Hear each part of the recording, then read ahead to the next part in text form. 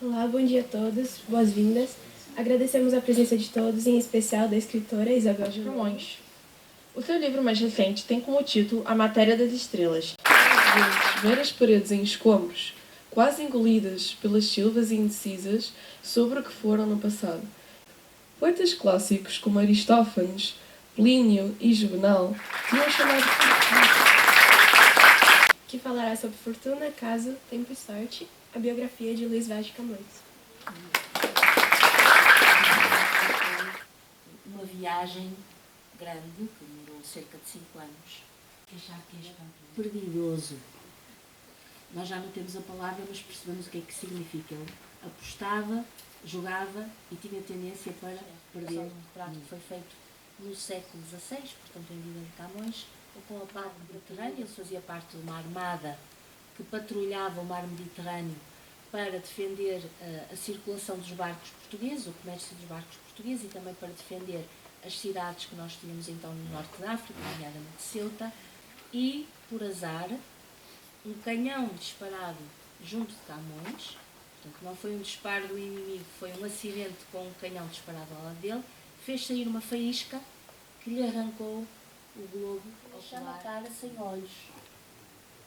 E Camões responde em verso, dizendo: sem olhos viu mal claro, que dos olhos se seguiu, pois cara sem olhos viu, olhos que lhe custam caro. E continua, transformando o insulto da dama num elogio e dizendo, no fundo, é assim que o poema continua, que para ver aquela dama tão bela, um olho. Camões vai para Ceuta, só para vos abreviar a questão, por uma questão de amores. Porque Camões descende sempre de filhos segundos, rapaz, um jovem, muito mal comportado, que frequentava maus ambientes, já vos falei das casas de jogo, já vos falei dos bordéis, e que estava envolvido numa série de desacatos.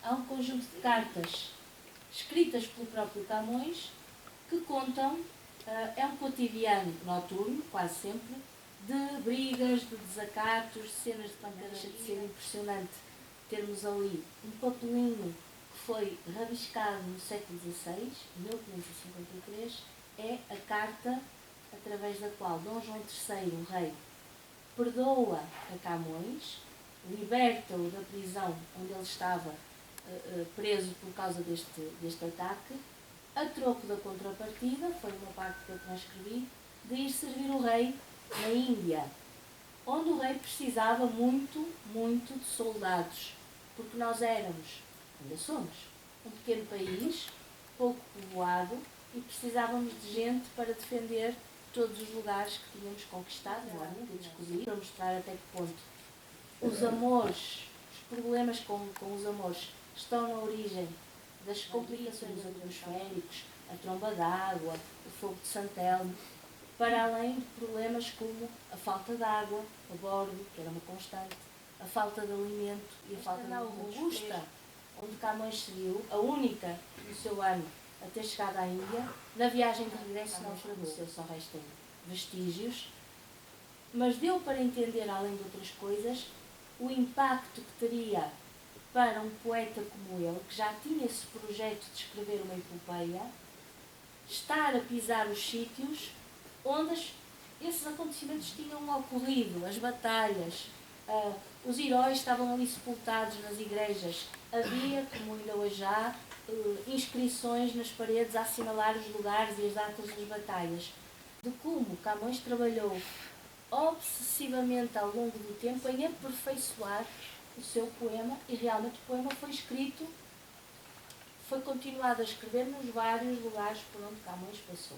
Por curiosidade, isto foi só a primeira parte do castigo, porque da prisão de Goa, Camões foi enviado contra a vontade para, assim, no século XVI, para um português estar em Goa já era estar no outro mundo. É assim que Camões chama a Índia numa carta.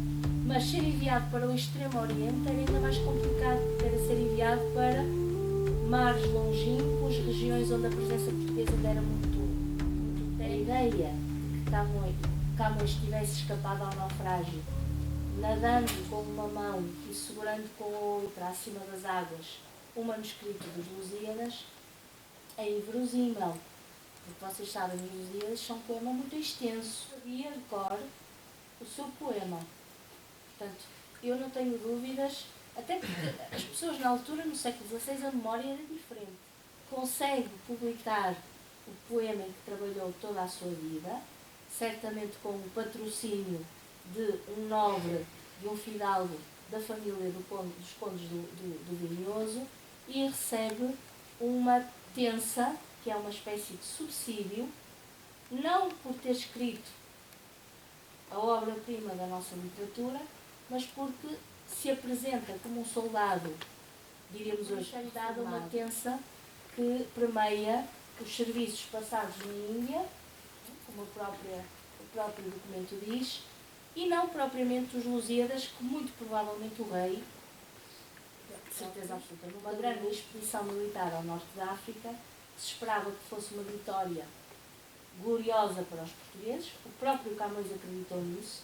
O próprio Camões ficou em Lisboa a escrever aquilo que seria a continuação dos Lusíadas, a celebrar as vitórias do exército português comandado pelo rei Dom Sebastião no norte da África, mas nós sabemos que em vez disso houve a tragédia, a grande derrota de Alcácer de Quibir, que vitimou grande parte da fidalguia do reino. Quase todas as famílias nobres então perderam às vezes mais filhos em Alcácer de Quibir, e o próprio rei, como vocês se lembrarão, morreu, grande problema, sem ter deixado descendência. Durante 2 anos há uma luta pelo trono português, diplomática, e depois luta mesmo no campo de batalha, que é vencida por Filipe II. É o último retrato feito em vida de Camões em quem nós podemos confiar, que seja o vulcão ativo, ou puderam conhecer várias regiões, por exemplo, da Guiné,